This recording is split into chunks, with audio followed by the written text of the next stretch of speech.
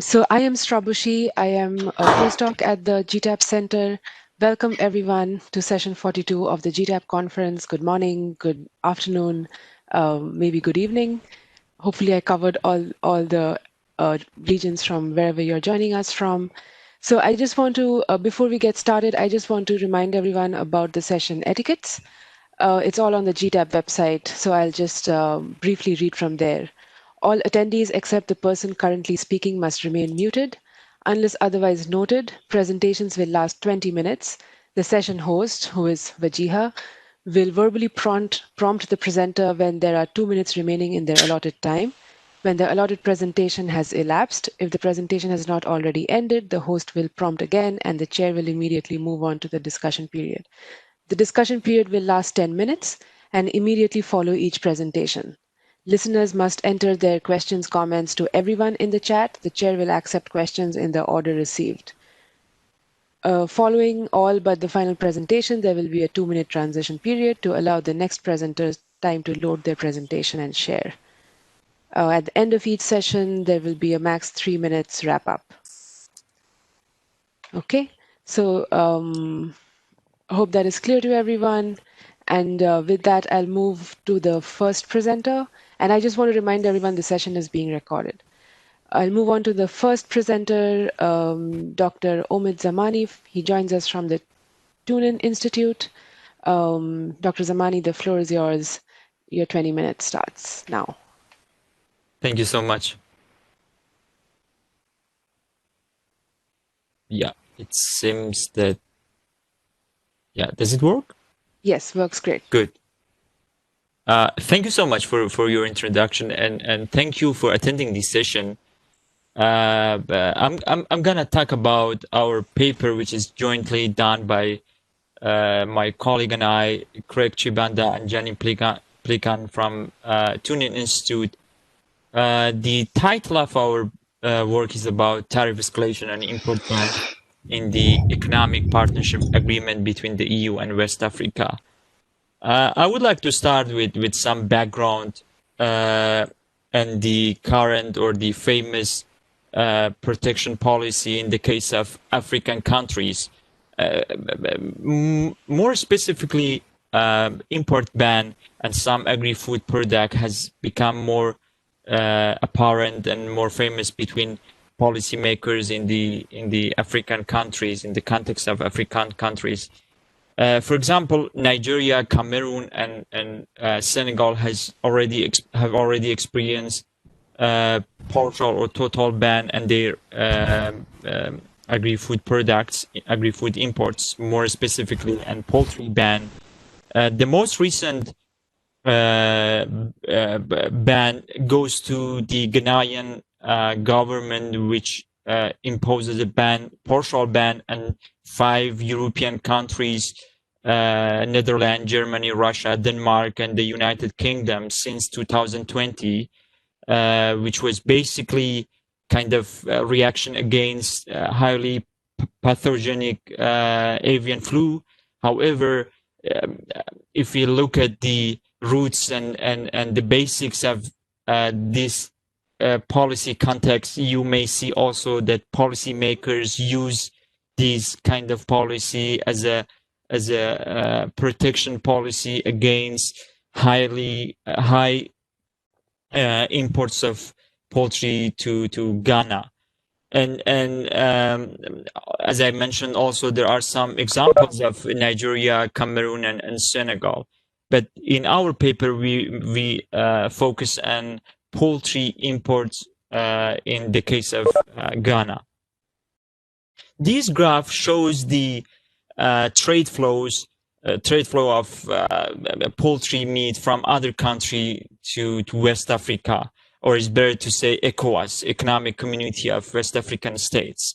We mainly focus on these community because they have more or less a same agricultural policy according to ECOWAS regulation. So if you look at this graph, you may see that the major trading partner of poultry market in West Africa is the EU, with a huge difference with the other competitors. just followed by North American and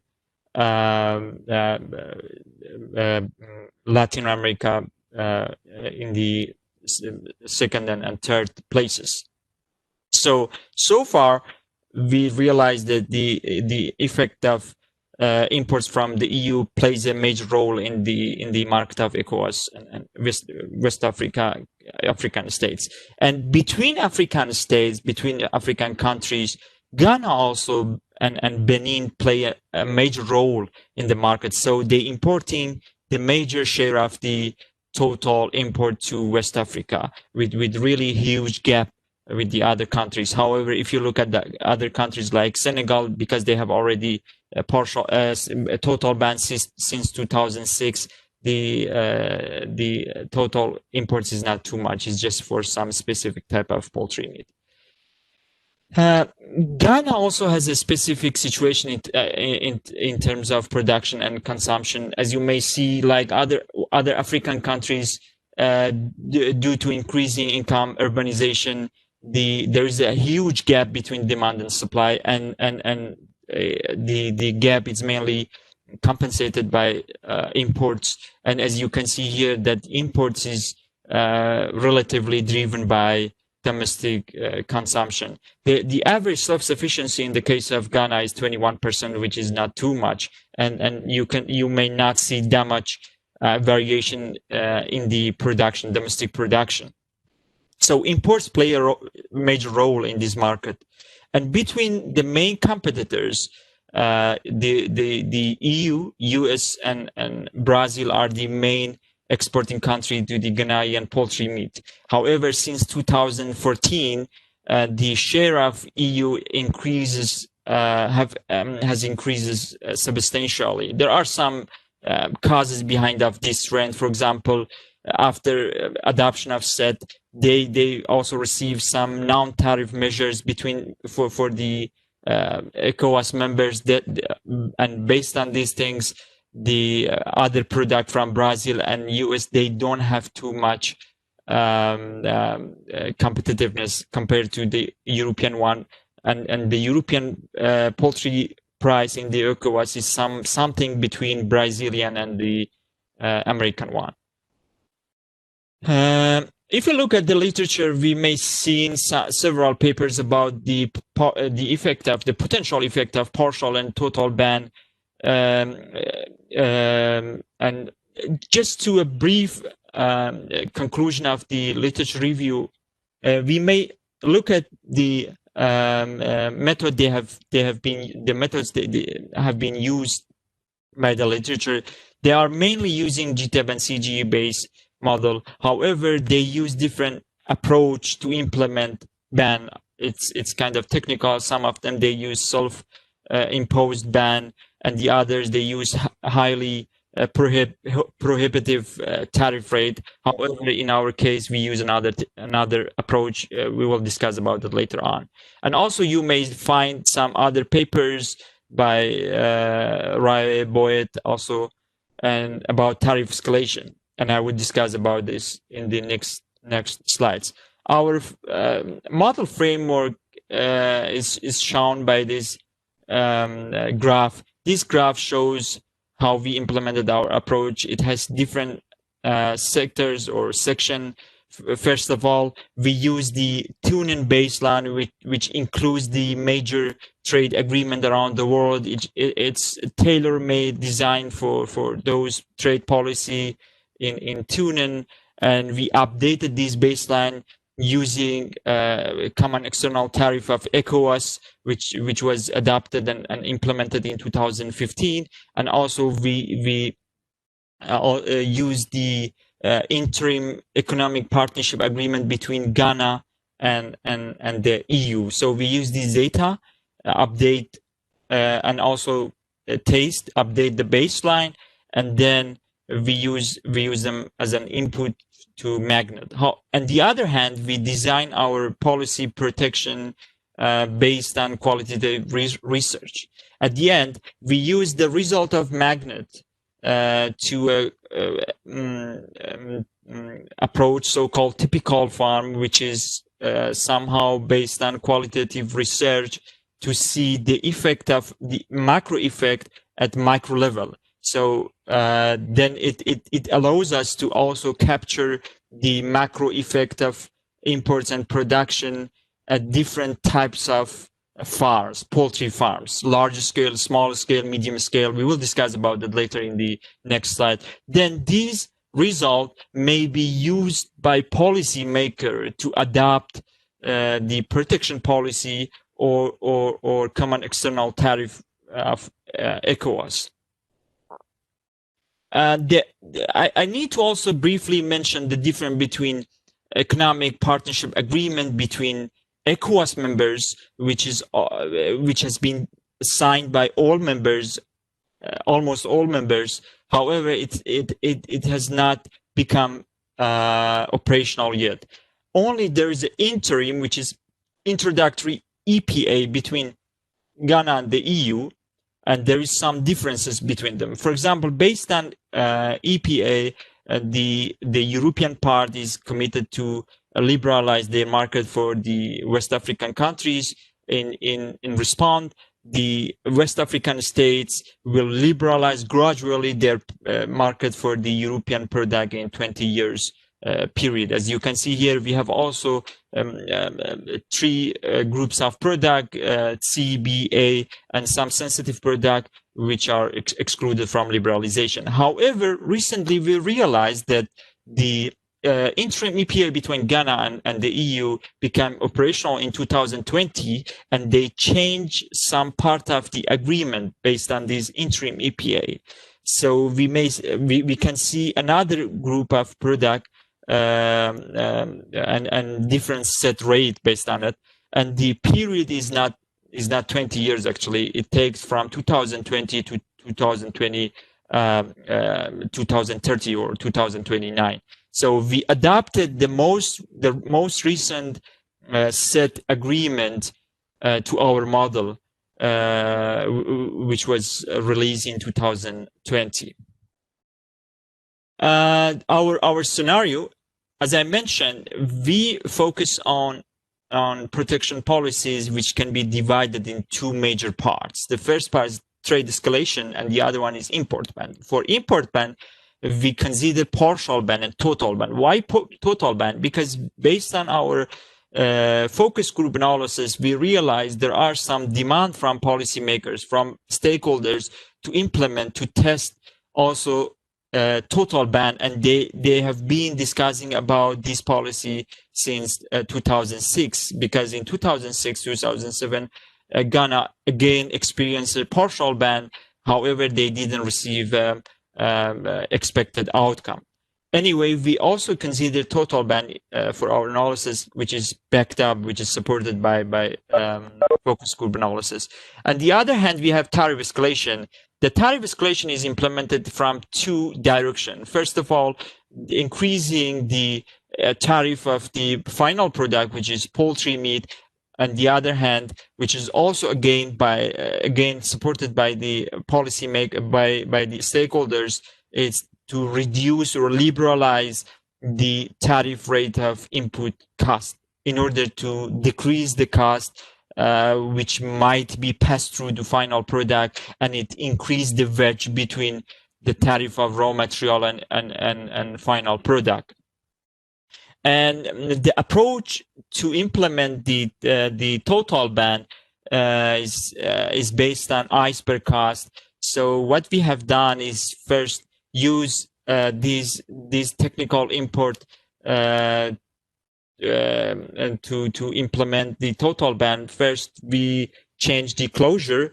We change QXS as an exogenous variable, and PMS as an endogenous variable. Then we implement the implement the total ban in the case of Ghana to 0, which is kind of total ban in terms of modeling.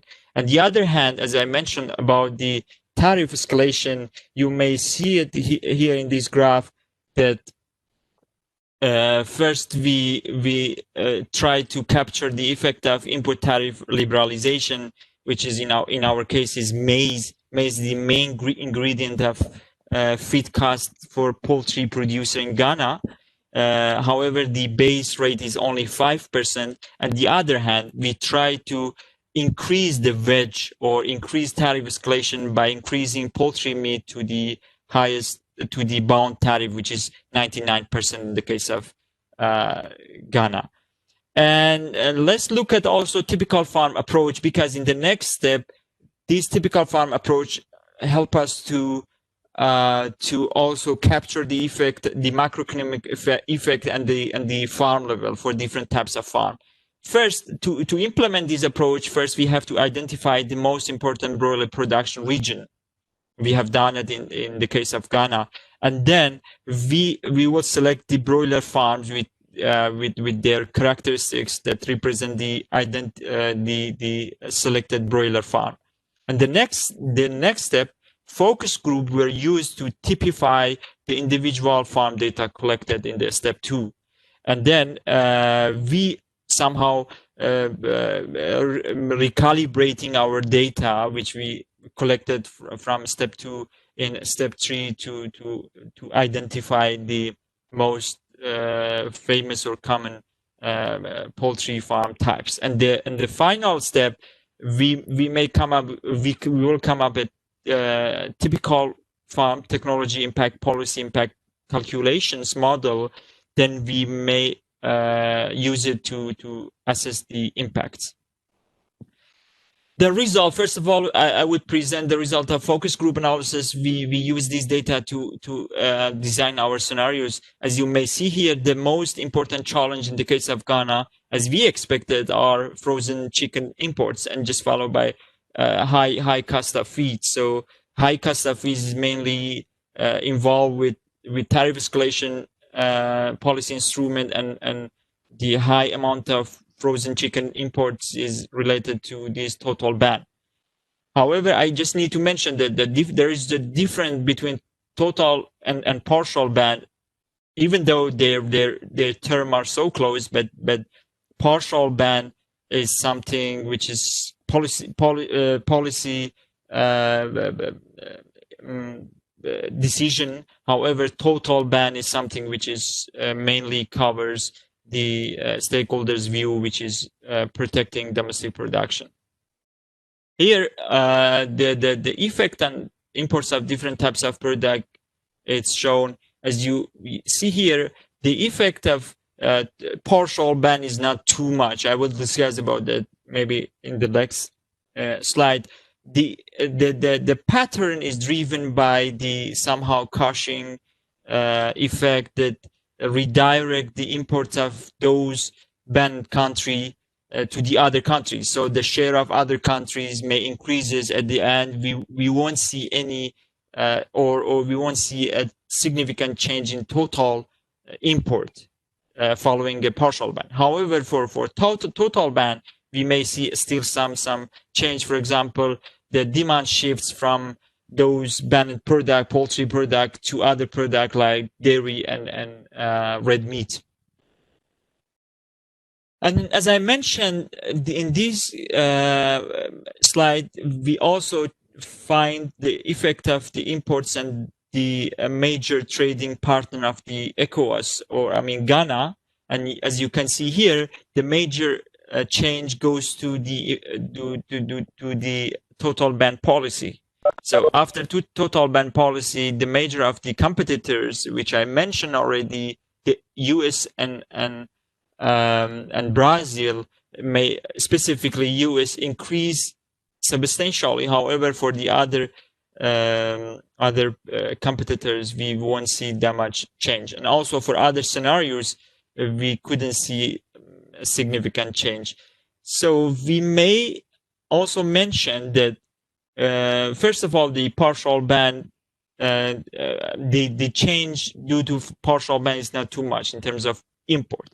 On the other hand, the effect of 5% input tariff, tariff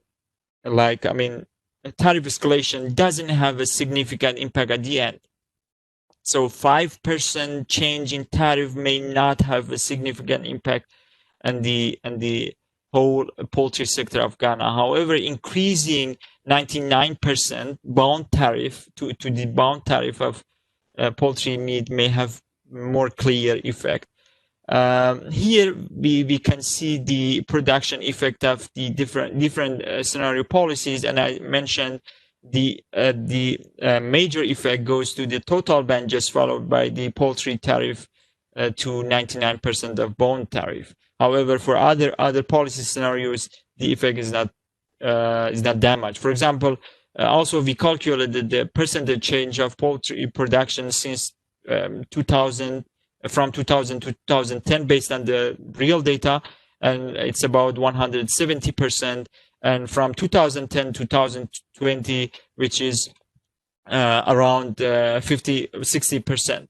However, the production increases following total ban is about 240%.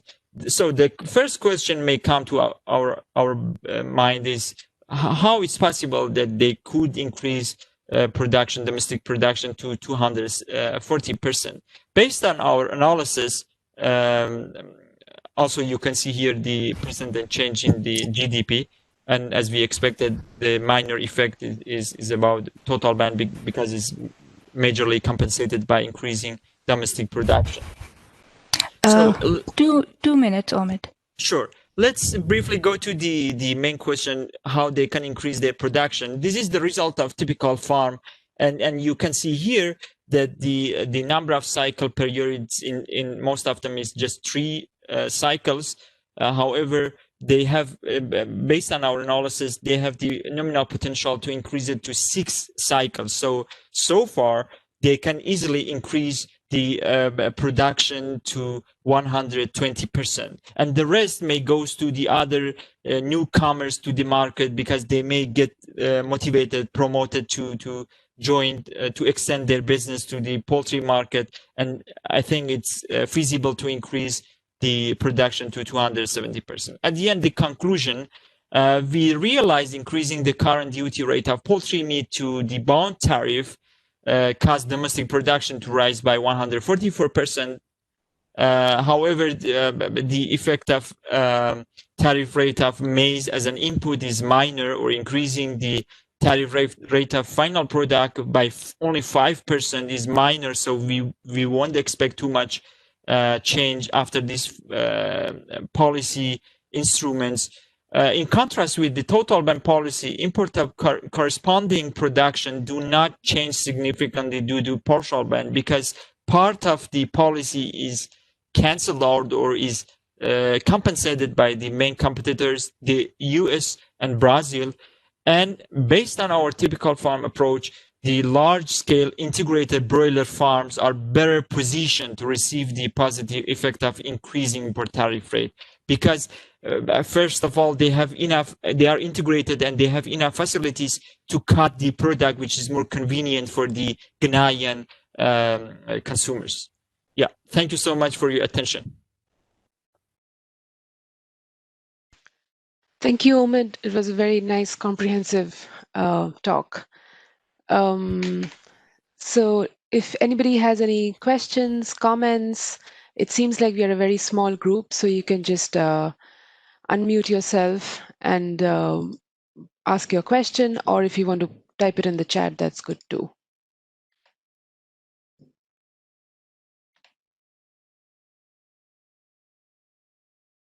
While everybody thinks of their question, you've stunned everyone with your excellent presentation, Omid. I just had a question about, you spoke about how, because in response to these tariffs, how the production or consumption kind of moves away from poultry and substituted with other kinds of meat.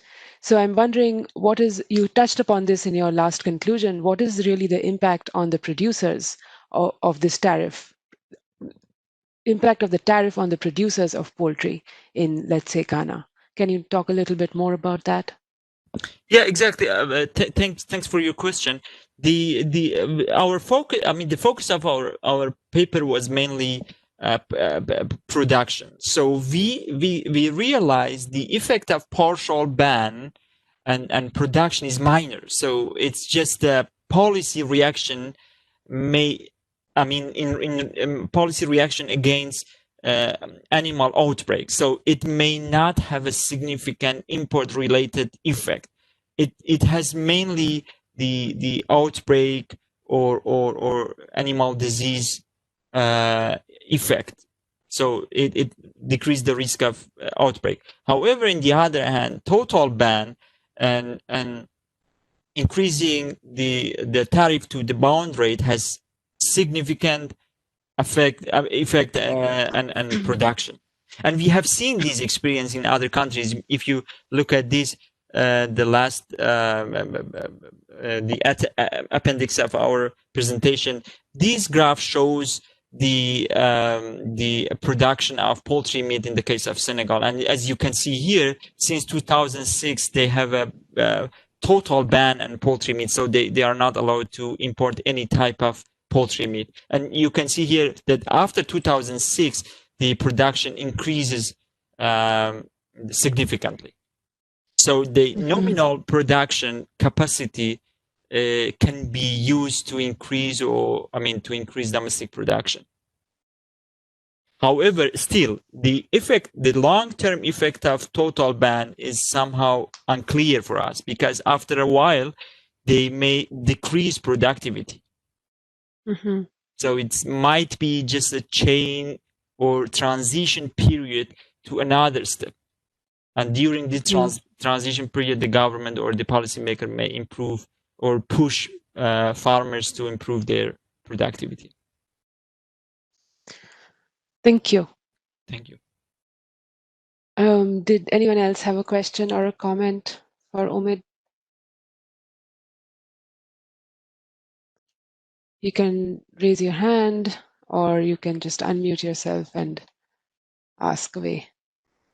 We have part of our author's literature here, and I just wonder because he wants your comments. Yeah.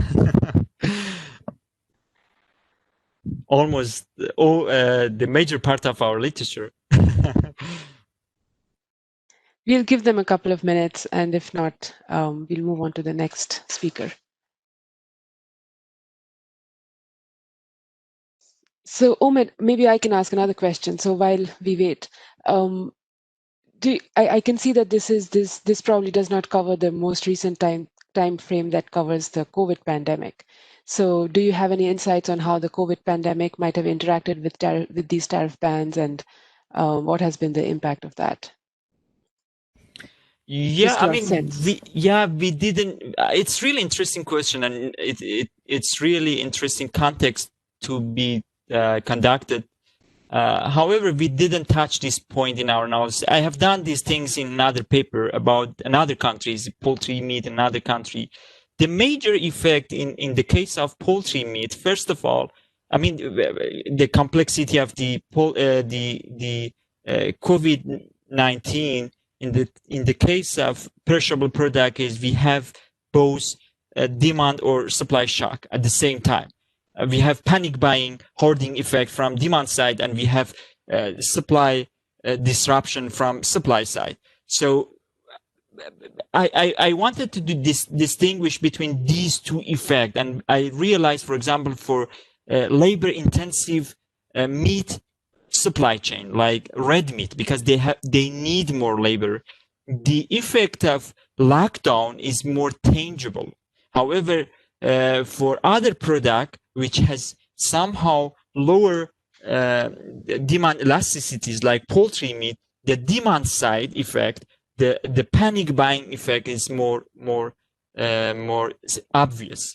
However, both effects somehow are in the same line. The margin between along the value chain increases, so it may aggravate the market power in the case of agri-food product, more specifically in the case of perishable product. Right, that makes sense.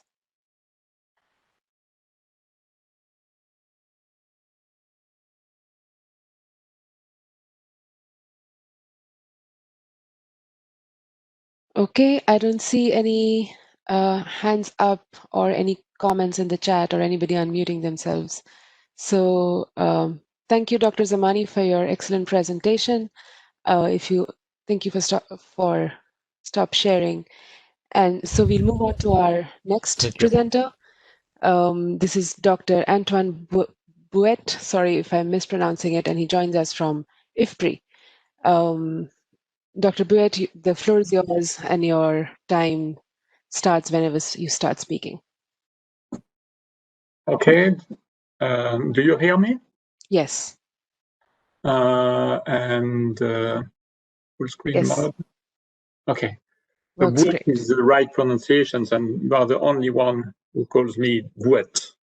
And it's the right one because many people call me Buett, which is not the right one. Okay, thank you very much. So I would like to present you this paper, which is co-authored with David Laborde and Fousseni Traoré, and it is entitled On the Optimality of Common External Tariffs in Africa, Evidence from the EAC Customs Union. So the idea is that there are more and more regional trade agreements being implemented. But in fact, most of the focus of economists is on free trade agreements. And we would like to have a focus here on customs union. And so the questions is about the choice of the common external tariff, which protects all the members of the regional trade agreement from foreign competition from the rest of the world. And if you look at Africa, there are 4 customs unions in force: ECOWAS in West Africa, CEMAC in Central Africa, SACU in Southern Africa, and EAC. And so we have started to work on EAC. We intend to work on other customs unions. EAC is Eastern African Community, and it's a regional trade agreement with Rwanda, Kenya, Uganda, Tanzania, Burundi, and South Sudan. If I have not forgotten any country. So the problem is the selections of the common external tariff. At what level this common external tariff will be implemented.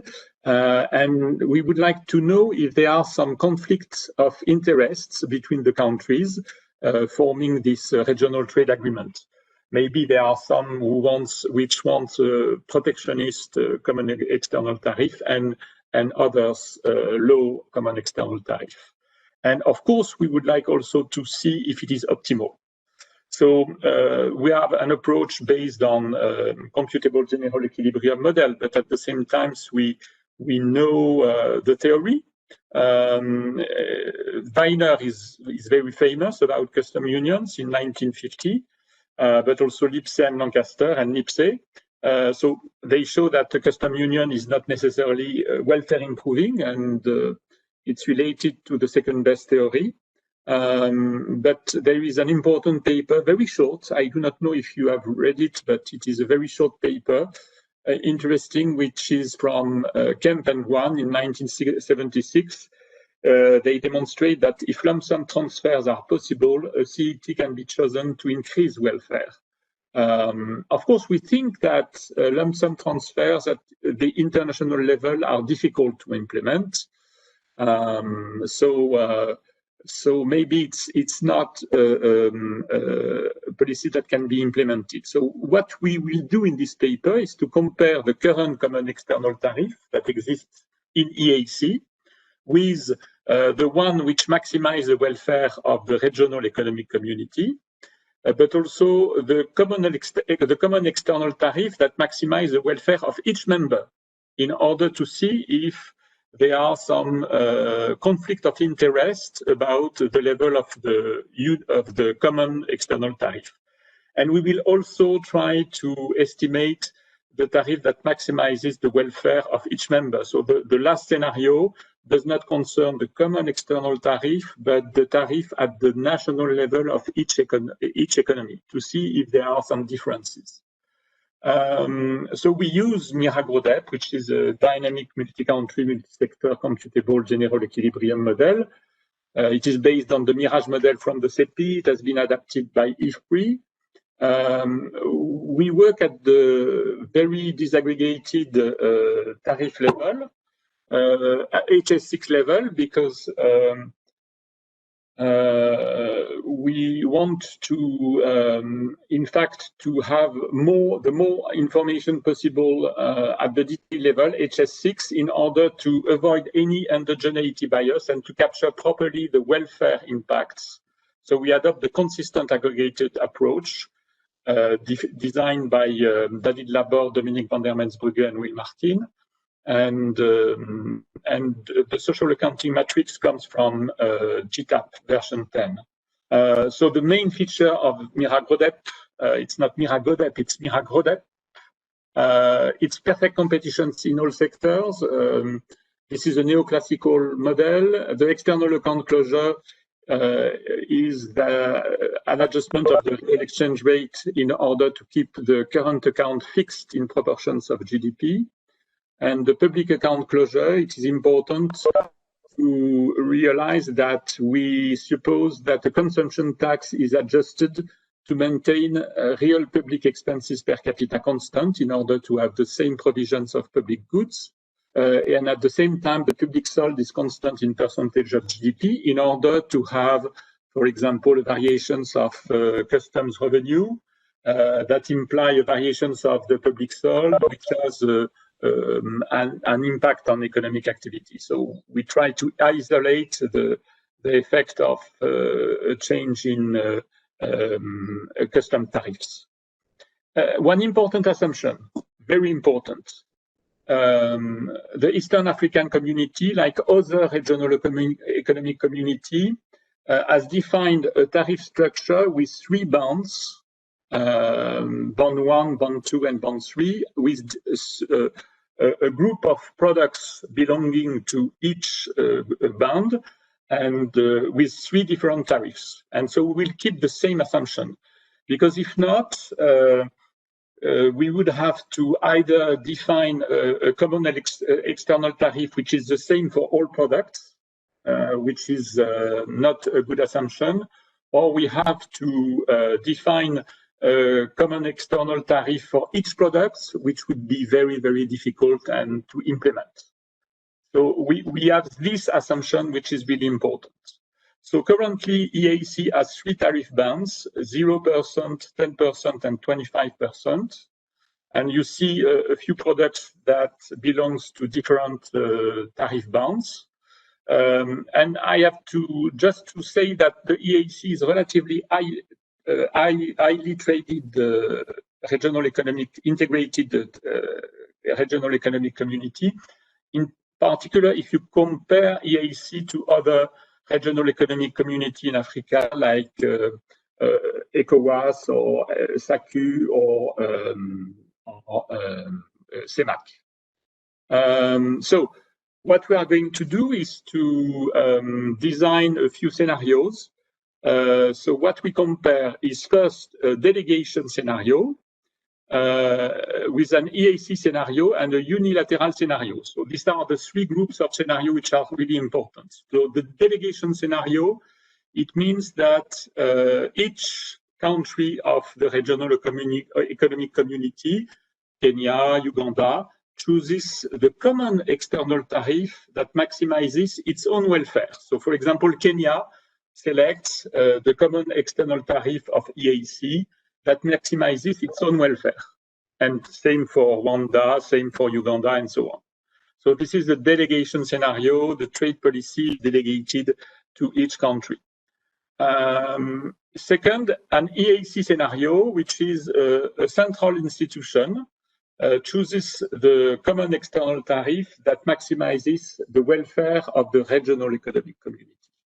So it's different because the second scenario, the interest of the whole regional economic community is taken into account, and we define the welfare of the group as the sum of the welfare of each country.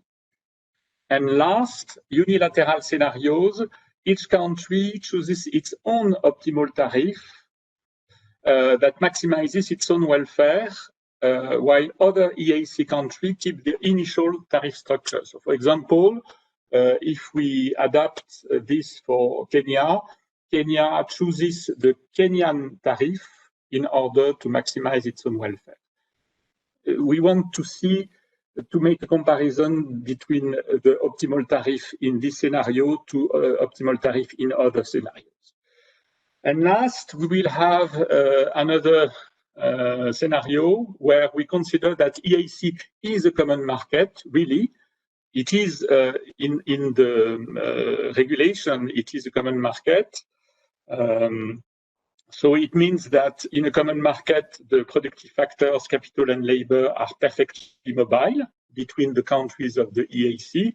So this is what we will suppose, and we will see if it has an impact on optimal common external tariff. So first results. So I have 3 comments about this. This is the optimal common external tariff, and you see that there are 3 bounds. So bound 1 in green, bound 2 in yellow, and bound 3 in red.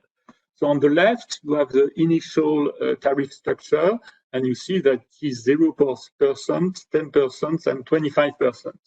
So what happens if in the EAC scenario, which is the one where there is a central institution that selects the common external tariff that maximizes the welfare of the entire regional economic community, you see very interestingly, you see that there is a reduction in the dispersions of tariffs. There is a reduction also in the average tariff from 16% to 13.7%. But the big reductions is in terms of dispersion, and it's consistent with economic theory, which means that the welfare cost of a tariff structure is reduced if the dispersions of tariffs is reduced. So interestingly, the EAC scenario, reductions of tariff dispersion. Second, second comment, if we compare now for each country, Kenya, Rwanda, Tanzania, Uganda, if we compare the scenario DE, which is delegation, to the scenario UN, which is unilateral, you see that, for example, for Kenya, in the case of delegation, there is an increase in the level of the 3 tariffs. And if we compare to EAC first, we see that there is an increase of the 3 tariffs as compared to the EAC scenario. So what happened here, it is the fact that this is Kenya, which decides the common external tariff for the entire region. This is the largest country in the regional economic community by far. Kenya is by far the bigger than other countries. And so it has more market power than other countries. And so it has more protectionist interests. And so it increases the 3 tariffs in the 3 bands as compared to EAC scenario. If you look at the Rwanda scenario, where Rwanda is as the delegations of trade policy, you see that there is a reduction of the 3 tariffs, the green one, the yellow one, and the red one.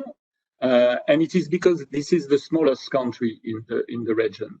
And so it is the country which has less protection interests. And so on. And the case of Tanzania and Uganda, it's intermediate between the level of the best tariffs in the Kenyan delegation scenario and the Rwanda delegation scenario. Third, now we compare Kenyan DE to Kenyan UN and not Kenyan DE to EAC, which I have just done. So if I compare Kenyan DE to Kenyan unilateral, so it means that Kenyan DE, Kenya decides the optimal tariff for Kenya, but it is a common external tariff, while here, Kenya, UN, Kenya decide the Kenyan tariff, which maximizes the welfare of Kenya. Okay, so this is the difference. So you see that the level of tariff in the Kenyan DE scenario is higher, and this is because when Kenya decides for itself, the Kenyan tariff, in fact, it has a market power because it's a big country. But with the delegations for the entire region, the market power is even bigger. So it counts for an additional terms of trade effects. And the Kenyan optimal tariff in this case, it chooses an increased tariff as compared to the previous scenario. And in the case of Rwanda, it's not at all the same thing. And in fact, there is an interesting point, which is the fact that the red tariff is under the yellow one. So what happens here? Well, when a tariff is implemented, there are two effects. The first one is the terms of trade effect. When you implement a tariff, it means it implies the terms of trade improvement. But there is also another tariff, another impact, which has a negative impact, which comes from an allocative inefficiency. So, for example, local consumers are evicted from the market of the imported good because the local price becomes higher. So it means that the government has to manage both. So here it means that, interestingly, in the case of Rwanda, the terms of trade effect is smaller because it is a small country. And at the same time, he wants to invert the positions of Band 3 and Band 2, because in Band 3, there are essential goods like dairy products, like rice, like fishery products. And so it prefers to decrease Band 3 tariffs in order to reduce the negative impact on local consumers.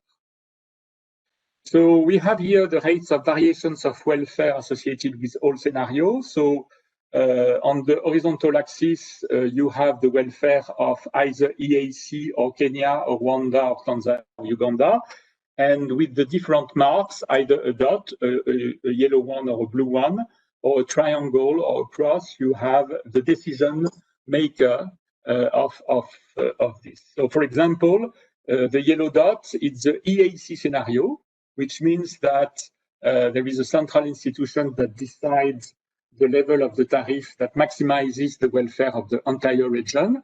And if you look at the impact on each member of the entire region, but also of EAC, you see that it is above the horizontal axis. So it means that the common external tariff decided by EAC is positive for each country, which is really important because it means that it is Pareto improving. And interestingly, also, you see that if you look at what happens on Kenya when Kenya decides the common external tariff, so this is this black triangle, it is, of course, the highest augmentations of welfare, but interestingly, the cross at the bottom is when Rwanda decides the common external tariff, and it is very negative for Kenya. So, and at the same time for Rwanda, if this is Kenya which decides the common external tariff, this is the worst situation, which is interesting because it means that there is a big conflict of interest between the small country and the large country. And this is something that we analyze in the paper with also Tanzania and Uganda. Now I just want to show you a few results when there are factor market integration. What happens if the productive factors are perfectly mobile between all countries in the region? On the left, you have the initial tariff structure, 0, 10, and 25%.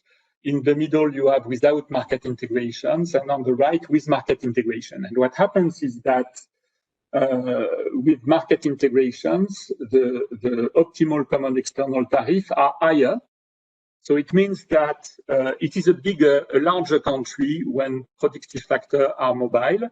It's a more efficient economy, and it has more market power, and so the optimal common external tariff are higher. And this is interesting. And here, this is the real GDP changes from a from a common external tariff with and without factor market integration. So what is interesting is that in blue it is without market integration, and so you see that it is positive. This is what we have demonstrated, we have shown earlier. But for the case with market integrations of productive factors, we see that Kenya gains a lot. Why? Because in fact, productive factor goes from Rwanda to Kenya, and Rwanda lost in terms of real GDP changes. So it means that if there is a case of factor market integration, there is even more conflict of interest. So this is my conclusion. The choice of a common external tariff in a custom union is a difficult issue. There is a divergence in interest, in particular between large country and small country. It is even more the case when factor markets are perfectly integrated. So it may explain that the choice of CET may be the outcome of a political economic compromise. And of course, what we will study is the same methodology applied at the level of the continent for the AFCFTA. Thank you very much.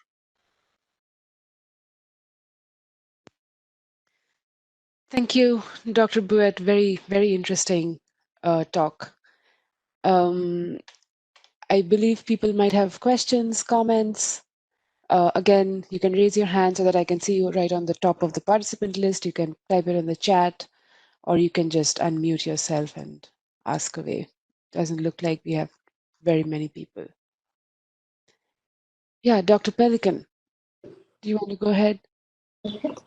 Okay, yeah, many thanks, Antoine, for this presentation and the paper. I think it's very important work and yeah, very nice. So I think you used equivalent variation as a welfare measure. This is one question. And the other one is, so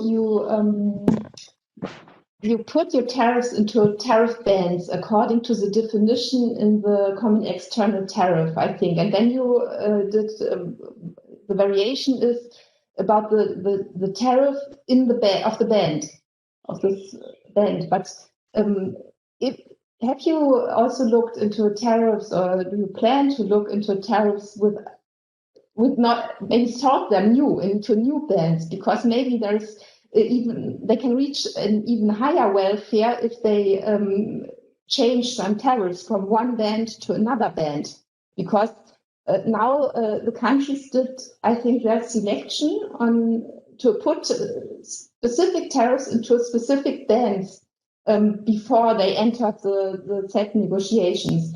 But did they do the wrong choice, for example, to put this tariff lines into the correct band? Maybe they can reach an even higher welfare if they switch between bands. Have you looked into that? Yeah, can I respond right now? Yes, please, yes. Go ahead.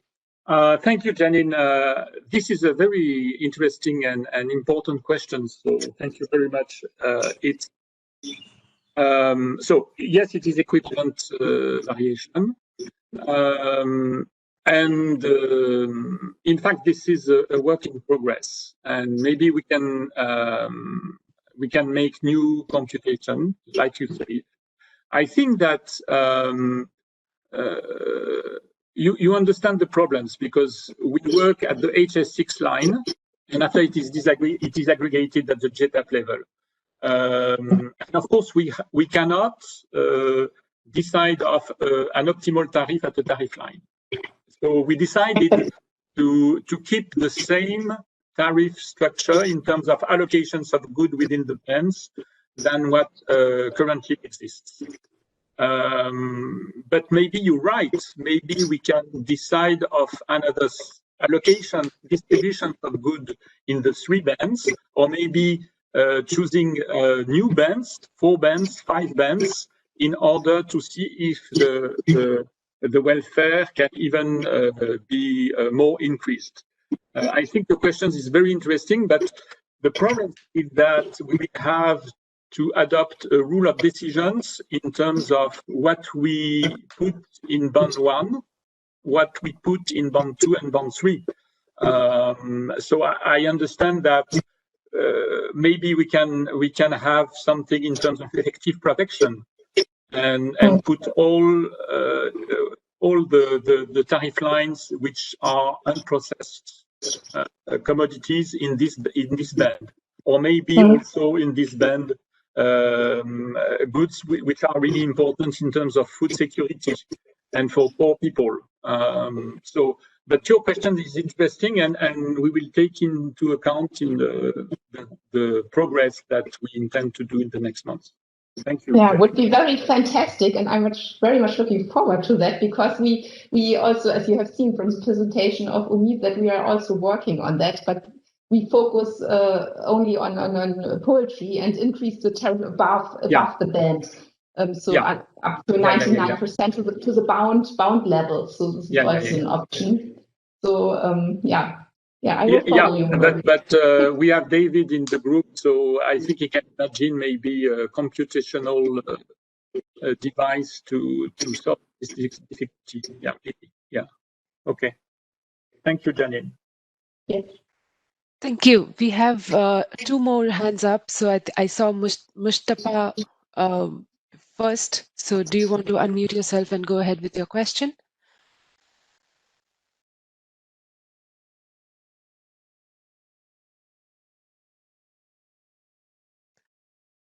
We don't hear you, Mustafa.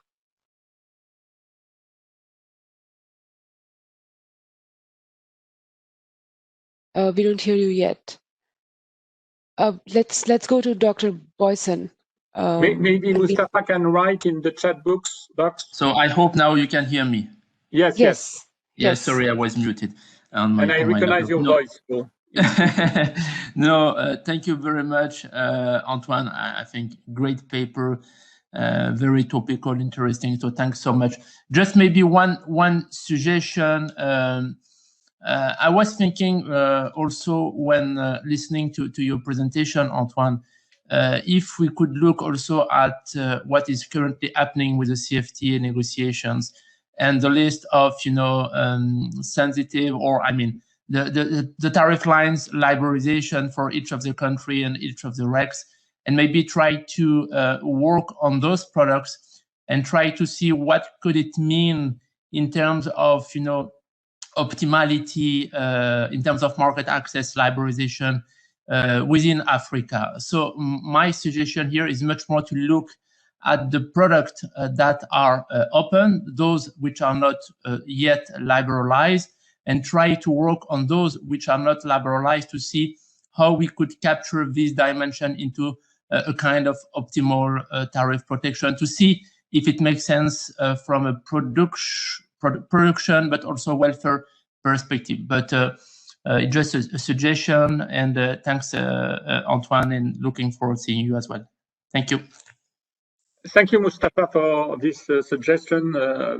We are going to talk with David and Fousseni to try to include it in next versions of the paper. Yes, thank you very much. Okay, Dr. Boyson, do you want to go ahead and ask your question? Yes, thank you. Hello, Antoine. Do you hear me? Hi, Oleg. Hi. Thank you very much for this really interesting talk. I was wondering, or really intrigued about the comparison between the market and non-market integration of the factors. And could you elaborate a little bit more on the attribution of the welfare in these cases of market integration? I found that quite interesting that or what it would mean in the end for the welfare of the individuals of the country. Thank you. Yeah, your question is very good, because this is a problem, because we have so without market integration, no problem. With market integration, it means that labor can move from one country to the other. So it means that labor supply can change from one country to the other one, even if the sum of the whole general economic community is constant. But in what happens, the labor moves from Rwanda to Kenya, So what we have decided in terms of welfare is to let the people that have moved from Rwanda to Kenya, they are still Rwanda in terms of welfare. But this is something that we have not spent much time on it, and I think it's a very important issue because labor moves, but individuals remain in their country of origin, which is not very good. So yeah, and this is something that we have to put more thoughts on it in order to improve this part of the paper. If you have a solution, it would be welcome. Thank you. Not at the moment, but thanks a lot for the elaboration. Great. I see Dr. Jalab's hand still up. Did you have another question, or was it from the previous one?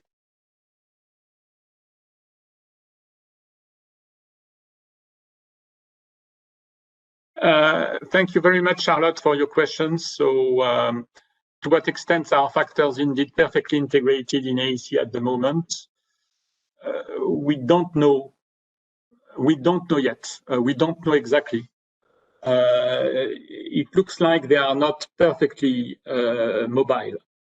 It looks like there are some important restrictions on mobility of individuals and labor, at least between Rwanda and Burundi, but also between Uganda and Kenya. And so I don't think that labor is perfectly mobile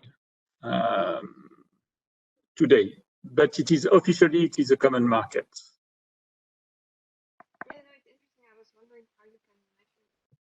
I do not hear you. I think you just need to get closer to your mic. Yeah. Now it works. Yes, sorry. No, I was wondering how you could measure this. I can imagine that the data to find out is quite scarce. Yeah. But I think that there are some experts' opinion ranking and some ranking also made maybe by UNECA concerning the mobility of productive factor within EAC.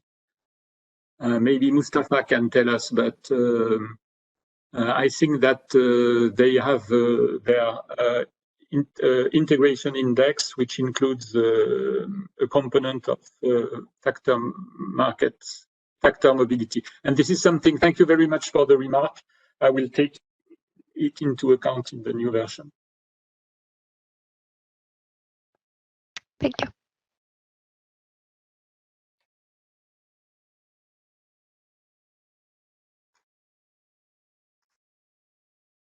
Did anyone else have a question or a comment?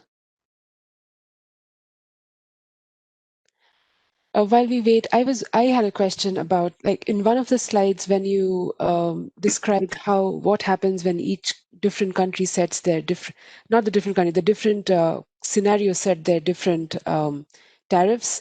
You had this slide where it showed when Kenya sets it, what happens to Rwanda, etc. So I noticed that when we have the common tariff, so the EAC scenario, Tanzania has a higher impact versus Kenya. But before you said that Tanzania has a smaller market impact, like has a smaller market share. So I was wondering why it was flipped in that scenario.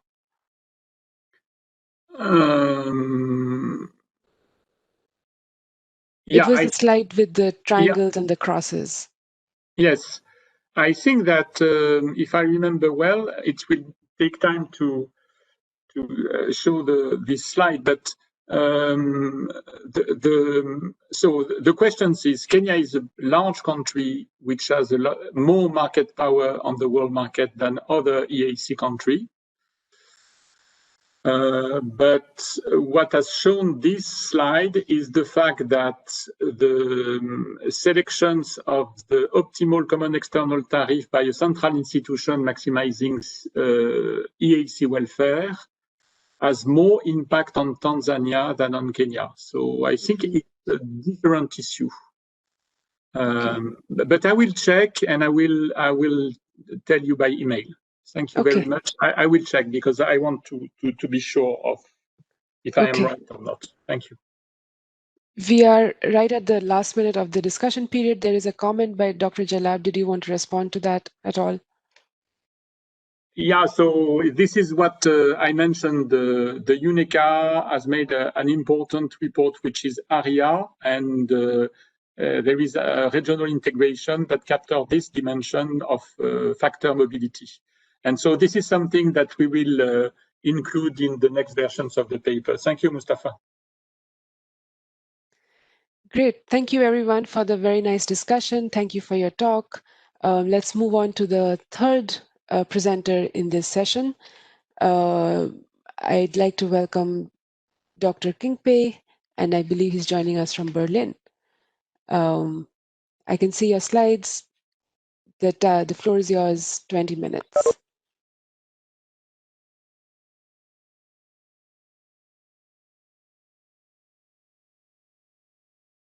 You're still muted, Thierry. Yes. Yes. Sorry for that. Thank you for giving me the floor, and thank everybody for attending this presentation. That is a part of my PhD research. It is titled Improving Livelihoods in Agriculture-Based Economy through Processing Sector Development. And we did a CG analysis using the example of Benin. And this paper is done by Dr. Jonas Lukman and Professor Harald Grete, and myself, Thierry Kempe. I am a PhD student in Humboldt University of Berlin. And Dr. Jonas Lukman also is here, and he could contribute in the discussion part. Now, moving into the content. Most of African countries are agriculture-based economy with a high share of GDP and employment provided by agriculture. And in this country, the raw material for agriculture are mostly exported to developed countries, while in return, they are importing important share of processed foods. Another characteristic of this country is that there is low investment level in agriculture. And to change this situation, the African Union set up a comprehensive policy document which targets zero hunger and less poverty in the future.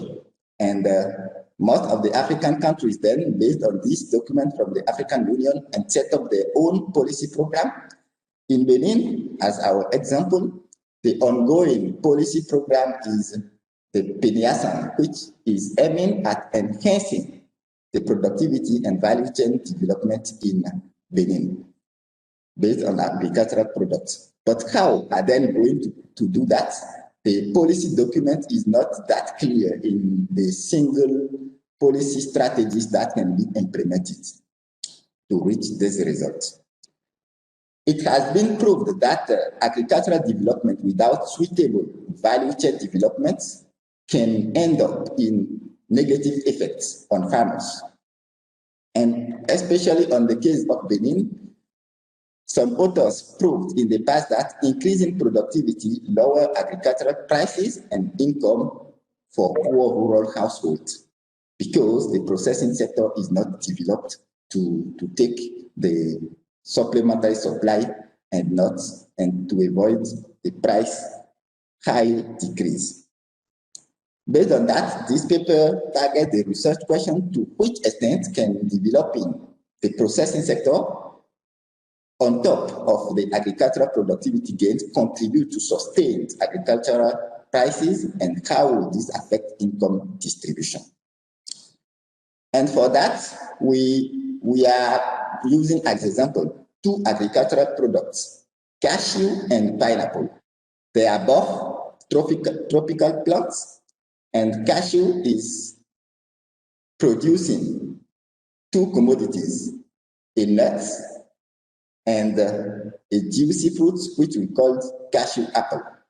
The cashew nut can contain the cashew nut kernel, which is really demanded in the world.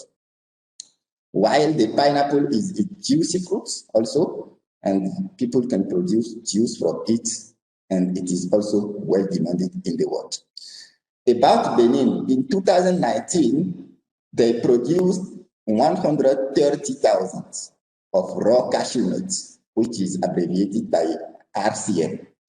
And from that, 500 tons, about 25,000 tons of raw cashew nut is processed into cashew nut kernel. And the remaining, which is about 81%, is exported as raw cashew nut. As far as pineapple is concerned, in 2019, 400,000 tons of raw fruit was produced, among which 29% was processed domestically and 56% exported as raw fruit. The policy document of Benin is targeting to increase the productivity of cashew and pineapple, but over agricultural products, of course, to reach at least 200,000 tons of raw cashew nut per year and at least 500,000 tons of pineapple per year. Another target of this policy document is to process at least 50% of the raw cashew nut produced in the country. This means processing at least 100,000 tons, which means 300% increase in cashew kernel production. But how are they going to do that?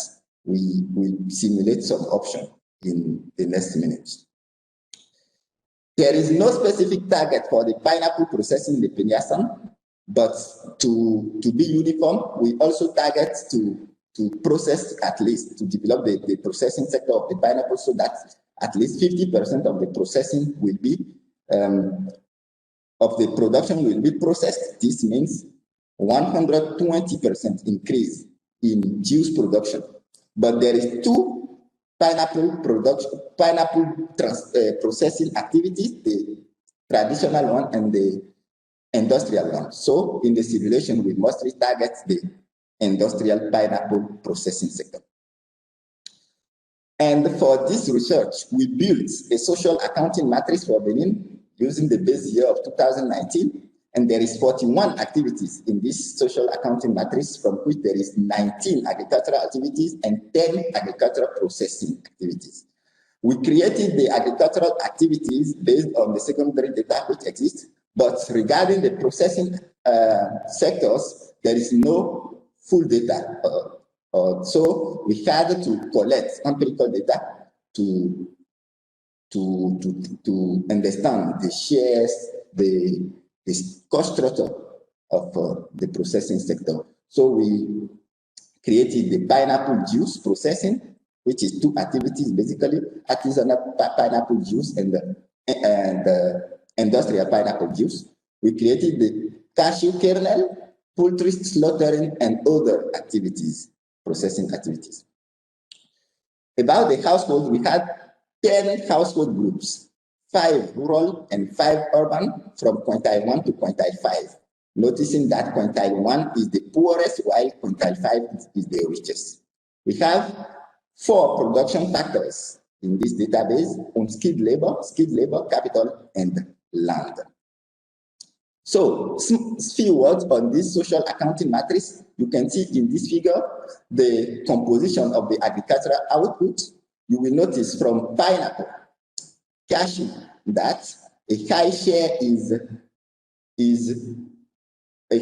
of GDP is producing by these activities. Traditional poultry sector also is doing the same way. If we look at the demand side of the SAM, we can notice that cashew nuts is exporting a lot. And we can also notice the same on pineapple, while cotton, for example, is almost, at least the first processing is in the country, which is the cotton ginning, is using almost 100% of the cotton produced in the country. And you will see that the cotton ginning commodities is almost completely exported. Pineapple juice is also highly exported, and cashew kernel is highly exported. There is also a share of these commodities which are used in the country for by other activities and also as a final consumption by the household.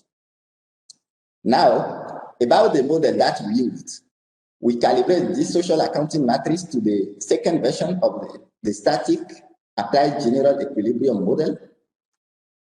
And we use the following closure rules. There is flexible exchange rate regime, fixed foreign saving, and fixed CPI. The model is saving-driven investments.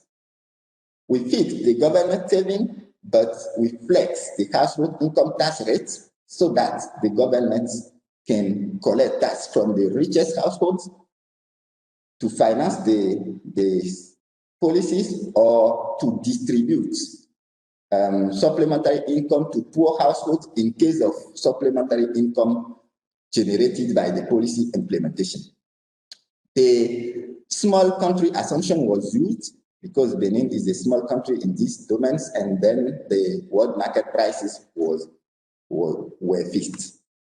About the simulation, we had a simulation to increase the agricultural productivity, and we had two simulations to develop the processing sector to reach 50% of the production being processed for cashew and pineapple. Only the processing scenarios is targeting only cashew and pineapple, while the agricultural productivity increase is targeting all the agricultural sectors. Now, more explanation on the scenario that we used. The base scenario is the status quo scenario showing Benin economy in 2019. We have productivity increase in agriculture scenario that we call PA, and to put all the agricultural activities at the same range, we shock 5% increase in agricultural productivity for all agricultural activities. Apart from that, we have the puppet scenario, which is on top of the PA scenario, abolishing the export tax for cashew nut kernel and pineapple juice, so that's to support the development of the processing sector for these two products. We have also the puppet SP scenario, which is providing subsidy to the cashew and pineapple processing on top of the puppet scenario. And this last scenario is using adjusted rates so that the 50% of production being processed will be achieved.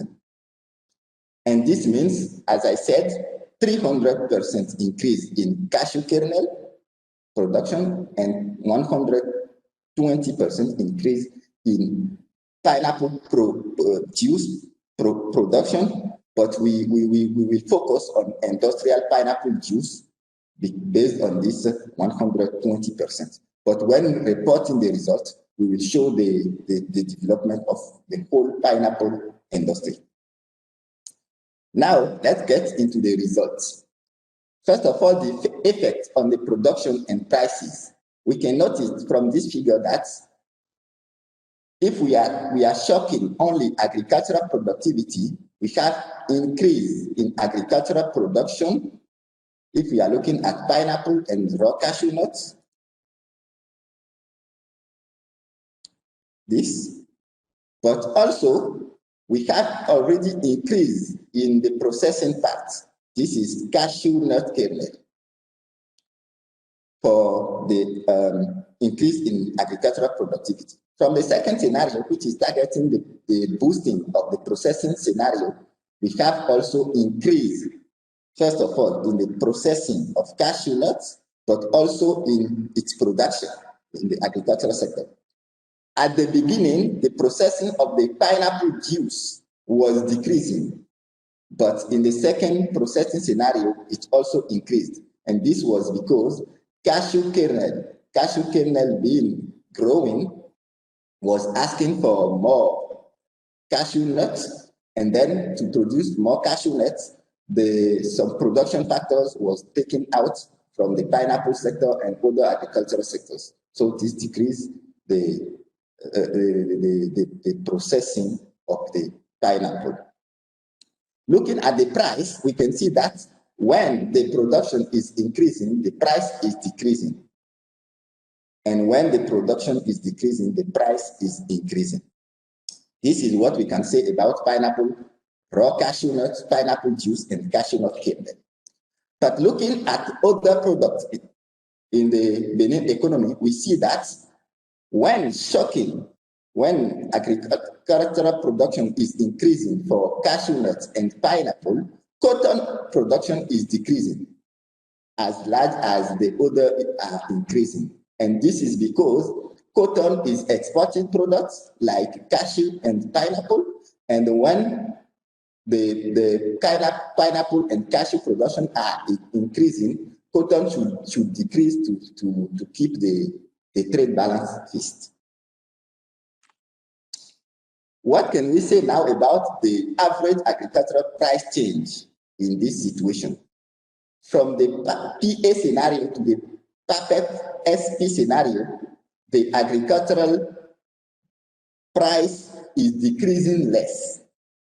So this means that if we are developing processing on top of developing agriculture, the price decrease will be less, and this will be on the profit of the farmers. Now let's look at the effect on the price change intensity. What we are calling price change intensity here is the ratio between the price change and the quantity change. And you will see that for pineapple, this ratio is decreasing when the processing is developing more. For the raw cashew nut, it is the same. For the cashew nut kernel, it is the same. But if we look at the pineapple juice, for the first processing development scenario, the ratio is increasing because pineapple juice production at this moment was decreasing. About the macroeconomic effects, we can see that the Benin economy is better off. The total absorption is increasing more and more if processing is developing. The total GDP at factor cost is also increasing, while when processing is developing too much, total export is decreasing, and this is because of decreasing of the cotton production. About the factor price, we can see that unskilled labor and skilled labor price are always increasing and more, while from the processing development, capital prices start decreasing and land price decreases in the last part of in the last scenario of the processing development, because the cotton production is going mostly down, and then this generates the land price. The land price is increasing, but it is not increasing as much as in the productivity shock only. And let's say now about the income tax rates of households. The poor households are benefiting because the income tax rate is decreasing. I should mention that they were not paying tax at all. So based on these policies, the government can give them some lump sum transfers so that the livelihood will be improved. The quintile 4 and quintile 5 in rural area and quintile 3 to quintile 5 in urban area who were paying tax before are not affected because they are not keep paying more tax, but they are not receiving subsidy also. This can explain the feature we have here on the household welfare. We can see that these policies are mostly in general pro-poor because the poor are profiting more than the richest in rural and urban area. But when the processing is developing more, we can see that the poor in rural area are profiting less because they were given, remember, they were given subsidy before based on what the government is collecting, but now that the government are subsidizing more and more the processing sector, the government cannot provide them with more subsidy. This affects the welfare a little bit, which decreased a little bit, but is still a welfare gain. In conclusion, we can say that processing development on top of the productivity increase lead to less falling price, because we can see that the ratio price change divided by the quantity change for agricultural products is 3 to 14 times lower than in the case of agricultural productivity increase only. With these policy implementations, Benin's economy is better off, I can say, with expanding food processing, and the processing developments in the perfect scenario, as we saw, contribute to improved livelihoods of rural and urban poor households, and this can be understood as poverty reduction. But something which is interesting to highlight here is that subsidizing the processing sector may decrease the pro-poorness of the processing development depending on the financing method of the processing. As implication of this research, we can say that investing in processing development can better sustain the agricultural raw product prices. And we have some limitation for this research is that the financing of the productivity increase is not modeled, and the influence also on other crops are not controlled by, because in the model there is fully mobility of production factors. So that is the end of my progress of my presentation. As I said in the beginning, thank you for your kind attention, and knowing that this research is still ongoing, it will be interesting for us to have comment from you and the question to better improve the paper. Thank you. Thank you, Thierry. Nice presentation. So if anybody has any comments or questions for Thierry, please chat, raise hand, or just unmute yourself and go ahead.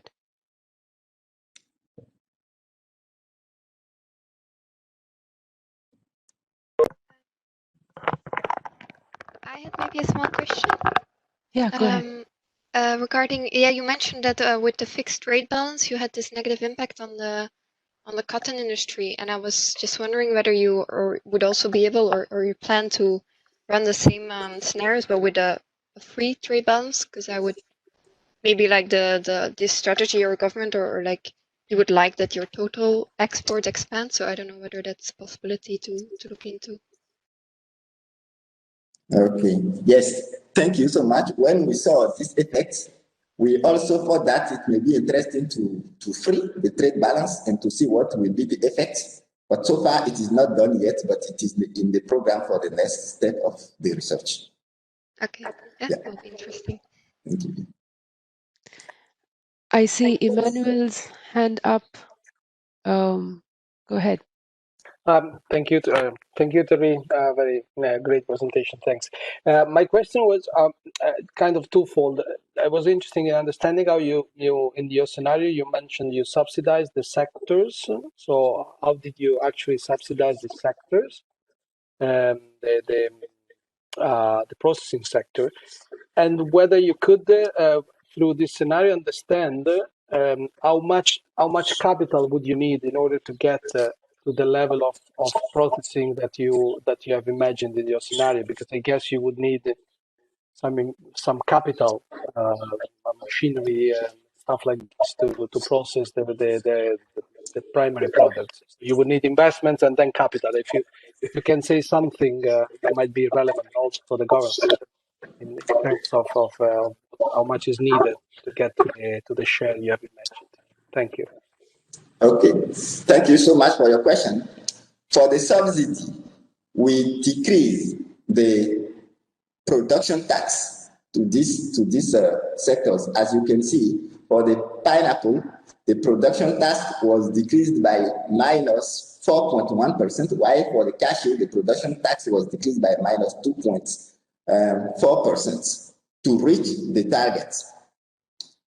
But we can notice that from this, what happened is when the processing developed more, the production also increased. So through the collection of export tax in the other sectors, or even for the raw production, for the raw agricultural products, the government collected so much money that it can finance the subsidy, but also has supplementary income.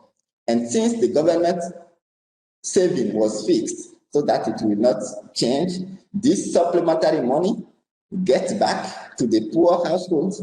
As you can see here, the income tax rate decreased.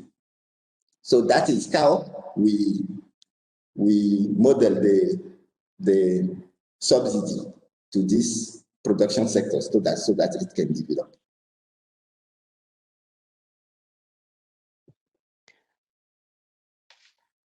Great. The next question is from Dr. Boyson. Yes, thank you very much, Jerry, for this very nice presentation. Maybe I missed that point, but in the beginning, did you also investigate what actually the export position is in comparison to other countries, what the chances on the market are for pineapple, processed pineapple and cashew? Just to know what the market perspectives are in the world. Thanks. Okay, thank you so much. Yes, about the market perspective, it's really good. So far, there is good development for Benin. For example, the pineapple from Benin has a label on the world market price, on the world market already, because of the quality of this pineapple. So the demand from the world market for Benin pineapple is good. Regarding the cashew, Benin is one of the African countries producing the cashew nut, which quality is highly demanded because the quality of the cashew nuts is different from a country to another. We can see that Benin and one East African country, which name I don't remember it to be, I don't remember exactly, is producing the high quality cashew nuts. But also other African countries are producing high quality, but the quality of Benin regarding the other country is slightly better. So regarding this also, the world market is demanding Benin products. Yeah. That sounds good. Thank you, Jerry. Thank you. Jonas has a question. See the hand up. Yeah, do you hear me? Yes. Hi, everybody. I actually wanted to come back to Emanuele on this, the second part of his question, right? I think we did not answer yet on the capital issue. I mean, Thierry explained now again in more detail how we model this. So that basically, due to this subsidy, the sectors draw in more capital by themselves. Yeah, so they have incentives because of the better prices they face on the outputs. But of course, yeah, we did not, I think, look into the factor demand of each of those processing sectors. We were shocking. But there we could then also come up with a value of the capital required. But compared to the overall economy, those two processing sectors which we shocked here are relatively small. So yeah, I think it's not a big amount of capital required to boost those sectors to the levels they anticipate with the PNIASAN plan. So that's my comment on the second part. Thank you, Jonas. Thank you. Thierry, while we wait for other questions, I had a question on, since you had the slide up, it's a relevant one. So Okay. Because you're talking about pineapple juice processing and also the impact on rural and urban regions.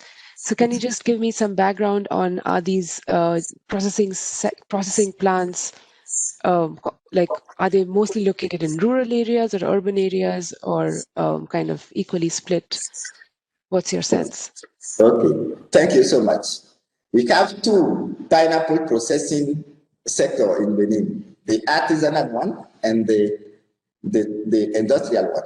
The artisanal one is in rural area. Most of the time, it is the farmer themselves or their wives who are processing, or they are gathering themselves in association and then process, because pineapple is a highly perishable fruit. So as soon as it is harvested, if you are not selling it, it is better to process it. If no, it will destroy it. So that is the traditional part, the artisanal part, mostly in the rural area or in small city near the production area.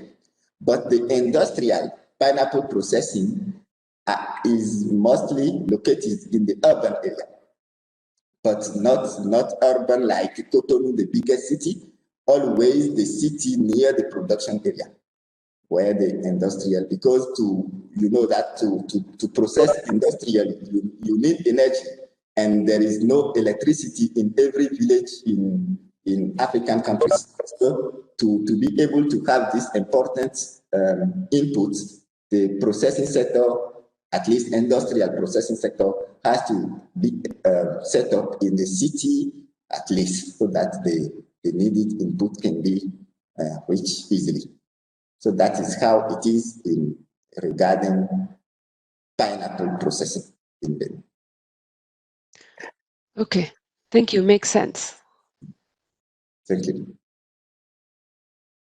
Okay, we are towards the end of the discussion period, but we still have time for maybe one more question, if anybody has a question or a comment.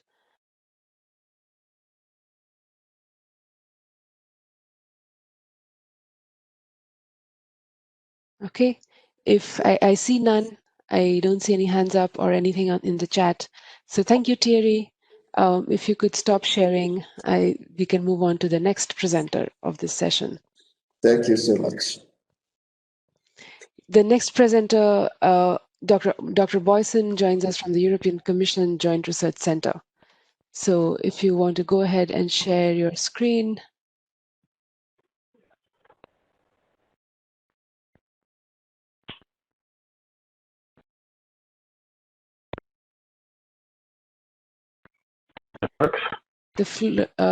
I can see that it is. Not the one I want to. Not the one I want to share. Okay.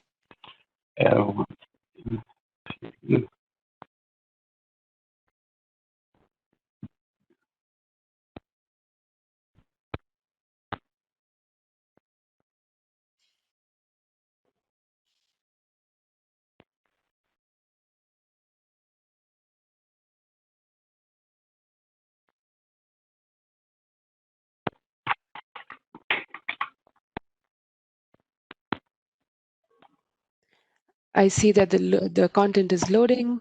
We don't see it yet, but I'm sure soon.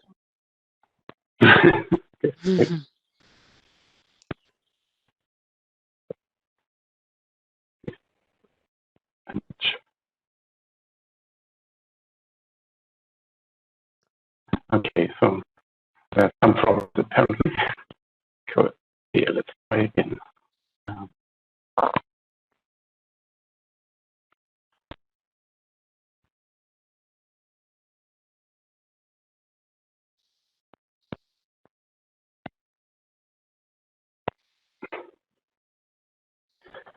Yeah, so while would you mind trying to turn off your video? Maybe that'll reduce the load on the connection. Okay. Because it's still trying to share. Okay, now I suppose. Yeah, great. Yeah. Do you want to go full screen? Good. Yeah.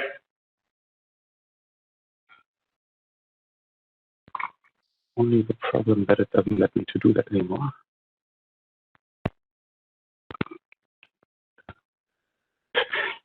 Thank you very much for the help. Sorry. Yeah, great. Yeah, looks good. Go ahead. Okay, great. Please. Thank you. Yeah. Thank you very much. Happy to be here today. So I'm presenting work which has been conducted together with my three colleagues, Emanuele Ferrari, Victor Nitschko, and Pascal Thuy at the Joint Research Center of the European Commission in Seville. And it's a little bit related to what we have seen just now. So there's also an attempt to improve the poverty situation of farmers, and here in particular of cocoa farmers, by a new policy which was introduced by Ghana and Cote d'Ivoire. So, typical disclaimer. Okay, so first a little bit of background. It's about cocoa. So, and the cocoa value chain is a very extreme one. So on the one hand, we have the consumers of cocoa, which are sitting in completely different countries than the producers of the cocoa. And they are rich consumers in Western countries mainly, and this market is dominated by a few big companies. But on the other hand, we have 5 to 6 million mostly poor smallholder cocoa farmers, and they grew the cocoa beans in a small strip of area along the tropics. What is emphasized quite often is that this is a quite unequal distribution along that value chain. So the final manufacturers and retailers get about 80% of the entire value, while only roughly 5 to 10% go to the cocoa farmer. So Cote d'Ivoire and Ghana are the two biggest cocoa producers in the world. Cote d'Ivoire 45% and Ghana 70.2% of global cocoa production.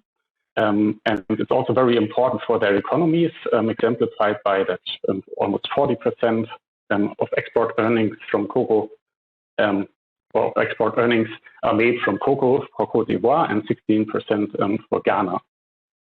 But then we have the cocoa farmers, 55% of them in Cote d'Ivoire are living in poverty, and 27% in Ghana, another national poverty line. For the households who are doing cocoa farming, cocoa is really important. 60 to 70% of the total income comes from cocoa. And then related to the cocoa farming, there are the issues of child labor and deforestation, which are very prevalent in cocoa farming. A little bit background to the market in Cote d'Ivoire and Ghana, because both of them are very heavily regulated. They have market sports, and they have basically kind of export monopoly via licenses or direct ownership of the cocoa beans at some point. It works like that the next year's harvest is usually forward sold to a great extent before the harvesting starts actually. And then the farm gate price for the farmers is set after a majority has been sold, like 70–80% of that cocoa. But the farmers don't get the full export price. They have some deductions of that. And from estimates, this is about 45% of the free on board export price. So it's quite a heavy levy, but the government is actually using that for cocoa related services, but also for income of the government, of course. Okay, so because farmers are pretty poor and they are very rich consumers at the other end, and there's a lot of value in that cocoa supply chain, there's a question: how can Ghana and Cote d'Ivoire actually get a bigger piece of the chocolate cake in this case here? So in 2019, they announced a policy called the Cocoa Living Income Differential, and this is composed of a few items. So the first one is all cocoa bean purchases are subject to a $400 per ton markup on top of the top export price, which amounts to about 20% at current price level. Then the farmers should receive 70% of the top price, either including the lid or not. We don't really know. But there's actually a quite strong reduction in the levies, of about 33%. And then the third component there is that there's also a stabilization mechanism included. So if the top price is below $2,600 per ton, then the stabilization fund would kick in and pay the difference to the farmers. If the price is above 2,900, this excess would be used to pay into the stabilization fund. So according to these numbers, the farmers should expect a farm gate price of $1,820 per ton at minimum. All right, so we were trying to get our head around how this policy can actually work out, since there are not many documents published how the policy will be implemented in detail, and there are these details I've just shown, and then of course there are some rumors and statements in the press, but otherwise not much is known how that actually can work out. So we try to play around with a couple of models to investigate this. So this is built on the long run analysis. We are not interested in the short run view, what happens this or next year, but in the long run. So the base year is 2019, which we have chosen, which is a low price, but it's not much lower than what we are seeing now. So we are combining a partial equilibrium model and a CGE model to analyze this. So the goal of the multi-regional partial equilibrium model is to give a view of the global cocoa market to account for price effects, which feed back from the international market, because Ghana is a big player and Côte d'Ivoire more so.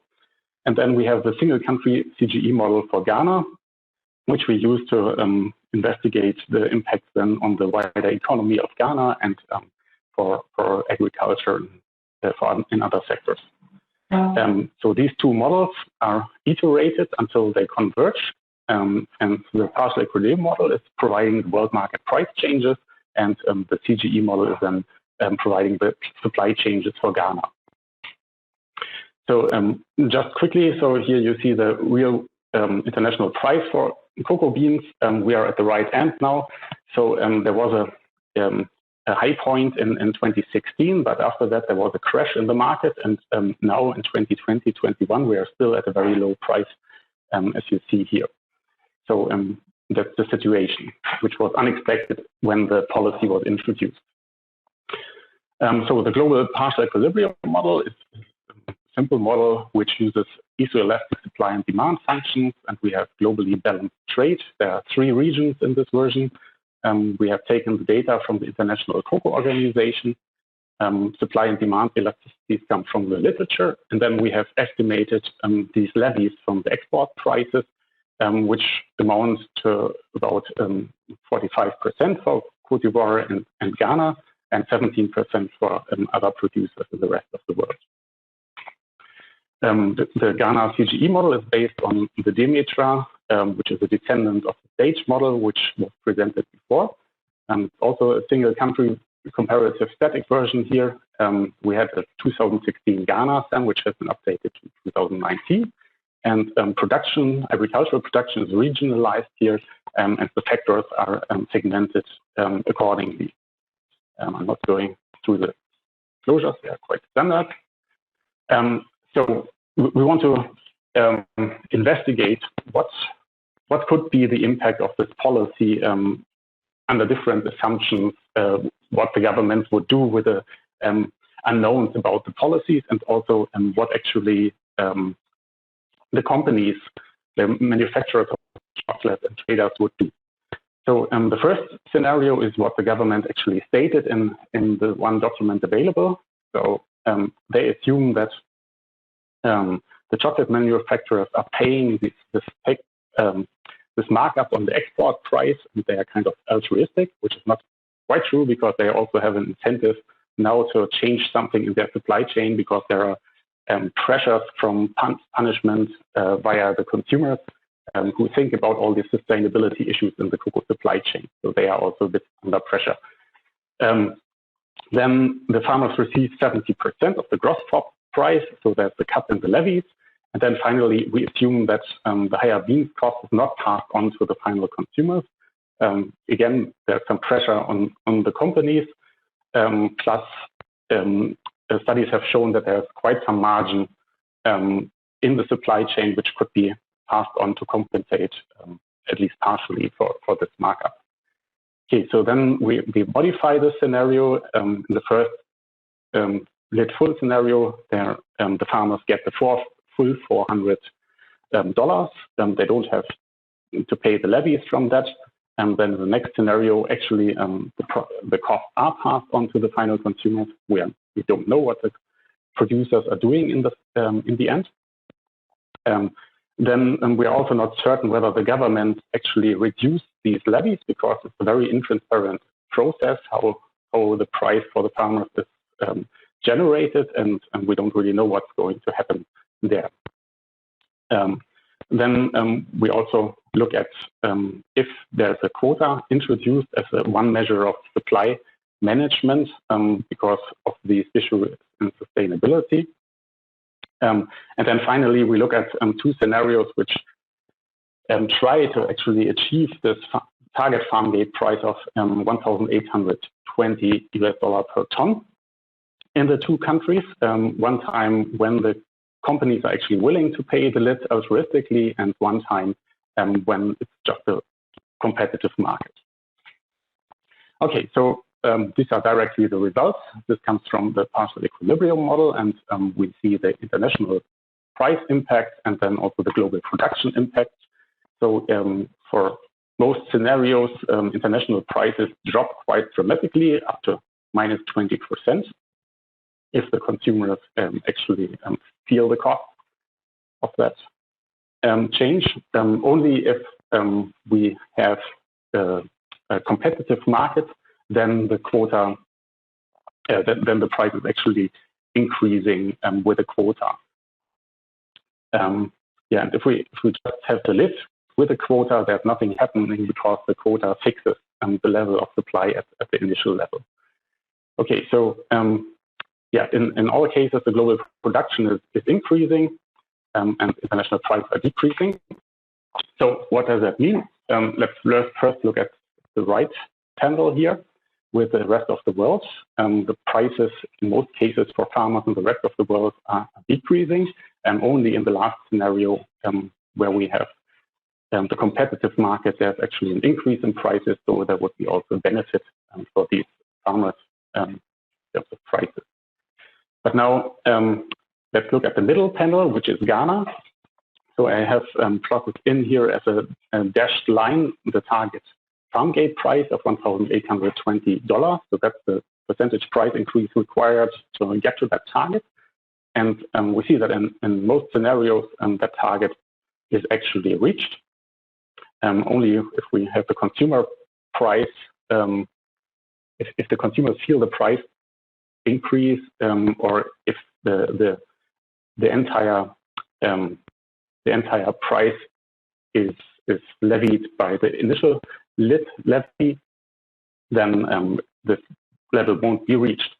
But it's also important to consider what happens in Côte d'Ivoire, because it's a joint agreement, and they want to see that they also reach the target farm gate price. But in the beginning, they are further below the target farm gate price, plus they are the far bigger producer country. So they must move the market much more to attain the target farm gate price.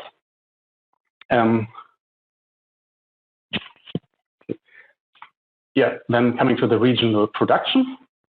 Yeah, we see in Ghana and Côte d'Ivoire, the regional production of cocoa is increasing.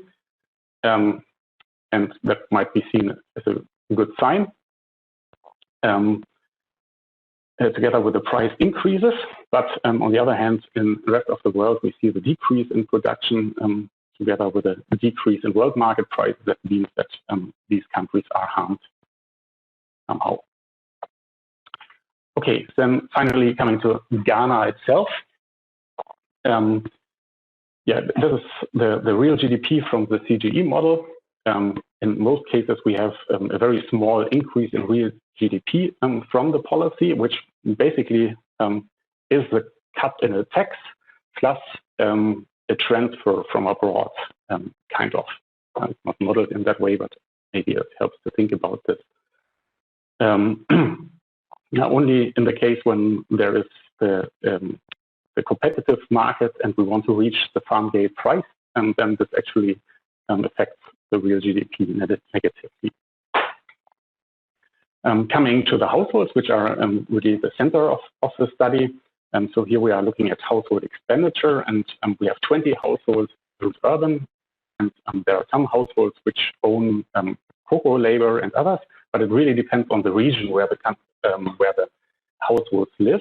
So we have 10 different regions, and 7 of them are cocoa producing. So what we here now see in the box plots are these households. So they are the rural households without cocoa production, and then we have them with cocoa production, and finally we have the urban households. And it shows that the rural cocoa farming households are gaining from this policy, depending on the setup, and they could gain up to 8.5% here, but it also differs quite strongly by household. For the rest of the rural households, this is also an increase in their expenditure because they benefit from the higher land prices mainly. And then we have, for the urban households, we see they lose out a little bit, very more change, but nevertheless, this is also then due to other factors than mainly decreasing in their prices. So then finally the output in Ghana. So for the agricultural sector in total, the output tends to decrease. But for cocoa, it's increasing quite strongly, as we saw already in the previous slides. But what is a bit surprising is the impact of manufactured food, which I have shown separately here in the panel. And this is because the cocoa processing is included in the manufactured food. So about 13% of the gross output value is due to cocoa input. And it's now the question how where the price increase now in the market is swallowed up in the end in the value supply chain, and we are agonizing about how to model this. In a PE model, this is a little bit easier to convince the model. In a CGE model, we have to think much harder about this. So I think one thing we really need to do is to disaggregate the cocoa processing sector from this. Then think about somehow we can transfer also money to this, so that they actually also have a higher export price and lower. And then finally, the non-agricultural sectors, they can be hurt quite heavily, also for up to 10%. Then the government revenue. This is also important for the country because it's a very big sector, and it accounts for a substantial share of the government revenue. So we see that up to 2.5% of the revenue could actually be lost, while only when they don't cut their taxes, then they could gain from this new policy. So that might be also a problem. Okay, so coming to the comments. So the size of the effects on cocoa farming households, which is the center of the policy, varies quite strongly between 0 and substantially positive. I didn't show the 0 scenario, but if the the chocolate manufacturers are not paying the lid altruistically and the government wouldn't decrease their levy, then actually there would be no effect.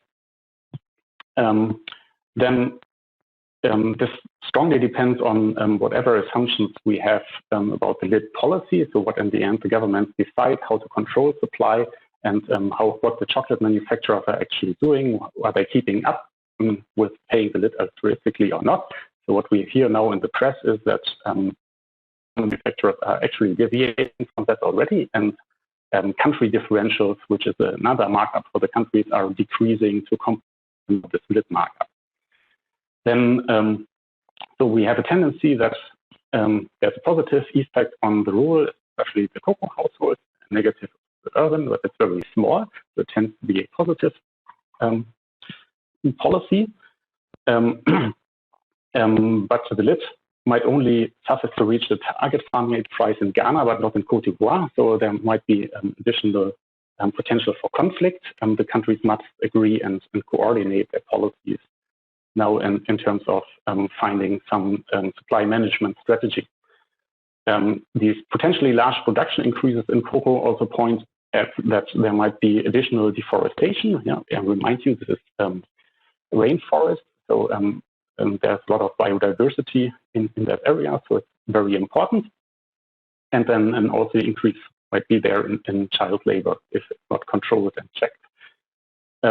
So the supply management appears to be crucial inside the countries, but also outside, because if we don't have any supply management, then there will be negative impacts on the farmers in the rest of the world, which still account for almost 40% of the production. And we also have government losses, government revenue losses, and that might also create other points of tension. So thank you very much for listening, and I'm happy to receive some questions if you have any. Thanks. Thank you. Yeah, so if there are questions or comments, please unmute yourself and go ahead. Hi, Ole. Here's Arndt. Can you hear me? Yes, we can hear you. Hi. Yes. Hi. Thanks a lot for your very interesting talk, Ole. Maybe I missed that part, but maybe can you explain once more how you combine the partial equilibrium and the CGE model? Is it run at the same time? And yeah, maybe you can quickly comment on that. Thanks. Yes, sure, Arndt. Thanks for the question. Yeah, basically it's an iterative approach where we first run the PE model, which is creating the world market price changes and the price changes for each of the countries. These are then handed down to the CGE model for the world market price for cocoa. Then the cocoa model is run on this and returns what is actually the supply produced by Ghana. And this is then inserted back into the partial equilibrium model. And so we have a couple of rounds of this until there are no changes in the important variables anymore. That's how it works. Okay, thanks. Thank you. Dr. Luckman, I see your hand up. Yeah, thanks. I hope you hear me. Yes. Hi, Ole. Thanks for your interesting talk. That's a really interesting topic. I have two questions. One, I understood you mentioned when presenting the household effects that you have cocoa labor. Is that really a category of factors you have, or how is that connected? And the other one was on why is actually your agricultural output going down if you increase cocoa production, giving these incentives? Hi, Jonas. Thank you very much for the question.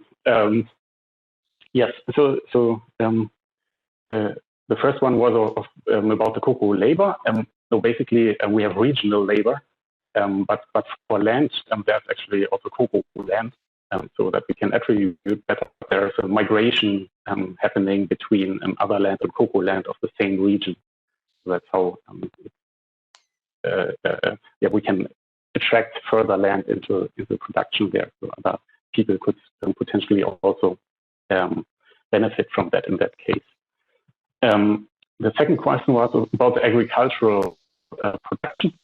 And the agricultural production, yeah, sorry, maybe I didn't say that clearly enough.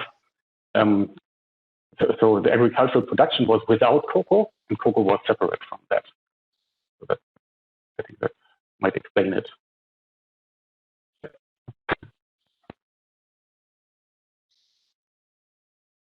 Thank you. Yes. Any other questions?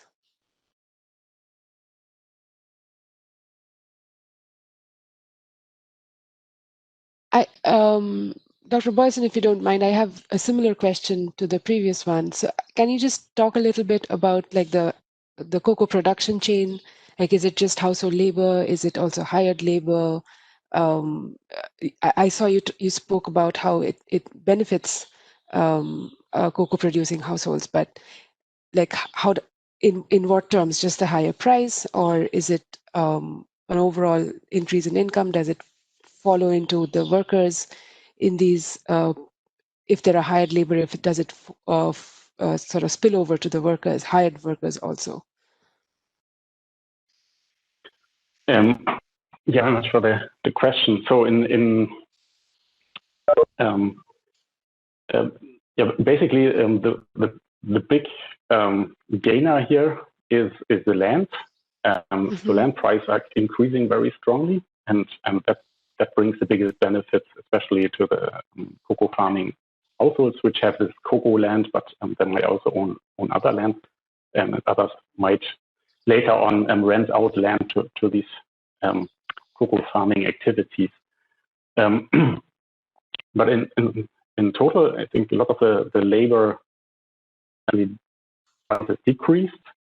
So this is very much targeted only at the cocoa sector and not so much on the entire agriculture, which is a very interesting point, because in the end we can't really look at this sector in isolation. It will have impact on entire agriculture, and given its size, also on the entire economy. So one should really ask the next question: how can we include the entire sector if such a policy would work? But I think we are not sure yet whether the policy is actually working, because we don't know the details of the policy yet. Okay. More specifically, I was interested to know, like how does cocoa farming work essentially? Is it mostly family labor? I assume it is really intensive work. I guess it is also a little bit of hired labor. Yes, exactly. That's it. So most of the work is at family farms. They are smallholder farmers, and the entire family actually. And this is also the reason for the child quite poor. If they need labor, they often don't have the means to hire additional labor, like adult labor, but child labor is cheaper. So they either use their own children for this work, or they hire additional child labor because they are just too poor to afford anything else. But then this cocoa is sold to licensed traders, and they have to pay this fixed farm gate price, which the government is fixing at some point. And from there it goes to the exports, and there are then different steps involved, where the cocoa is ground in companies to cocoa mass, cocoa liquor, and then they extract maybe in the same plant cocoa butter and powder from it, and then it might be a couple of different companies involved until it gets to the final manufacturer and retail there. So, but this is totally about the cocoa farmers, this policy. Okay, thank you for the explanation. Thank you. We have a few more minutes, or maybe a couple more minutes, for some more questions or comments. Yes, if okay, I have one more question. Yes, go ahead. Yeah, Ole, I was just wondering if smuggling of cocoa is any issue because of this commodity board that was set up, and whether it is an issue that you came across, and if it's one, if it could alter your analysis, or I was just curious about that. Yes, I mean, that's a very valid question, and that is exactly what has happened in the past. Like when there are strong differences between the cocoa prices, the guaranteed cocoa prices in the two countries, then there was strong smuggling observed from one country to the other, and the flows might change over time. And so that was all observed, and thus this policy also is an attempt to stop this, to synchronize the two policies on both sides, so that in the end the farmers get the same prices as well. So this year, in the beginning, it happened kind of that both governments announced almost the same price, but now due to the low demand, due to the COVID crisis, and also to a very good harvest around the world, this was not sustained over time. So especially Côte d'Ivoire has now decreased the price. So we might see again some smuggling, but the synchronization of the policies between the two countries, that's really where they try to tackle the smuggling issue. I don't know if I answered your question. Yes, thank you. Thank you, Arndt. Thank you. And with that, we are at the close of this session. I'd like to take this opportunity to thank everyone who joined us at this session and wish you a great rest of the GTAP conference. Thank you. Thank you very much, Thank you very much for chairing this session. Thank you very much. Thank you for joining us. And thank you for thank all you the very great much, Shabbat. presentations.